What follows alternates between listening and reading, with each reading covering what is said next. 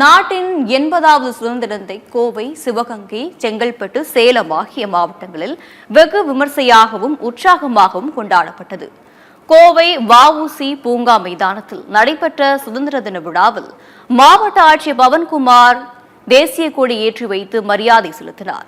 அதனைத் தொடர்ந்து சிங்கப்பன் சிறப்பு அதிரடி படையினரின் விழிப்புணர்வு நிகழ்ச்சிகள், பள்ளி மாணவ மாணவிகளின் கலை நிகழ்ச்சிகளும் நடைபெற்றன.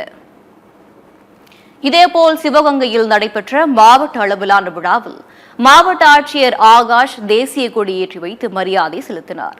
அதனைத் தொடர்ந்து 8 பயனாளிகளுக்கு 2.65 லட்சம் மதிப்பிலான நலத்திட்ட உதவிகளை மாவட்ட ஆட்சியர் வழங்கினார். செங்கல்பட்டு மாவட்ட ஆட்சியர் வீரப்பன் மற்றும் மாவட்ட காவல் கண்காணிப்பாளர் ஜமால் ஆகியோர் மூவர்ண தேசிய கொடி ஏற்றி வைத்து மரியாதை செலுத்தியுள்ளனர்.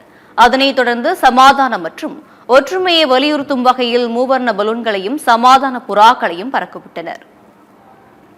சேலம் காந்தி விளையாட்டு மைதானத்தில் 80வது சுதந்திர தின விழாவை முன்னிட்டு மாவட்ட ஆட்சியர் இளம் பகவத் தேசிய கொடியை ஏற்றினார். பின்னர் காவல்துறையினரின் அணிவகுப்பு மரியாதையை ஏற்றுக்கொண்டு மூவர்ண பலூன்களை பறக்கவிட்டார்.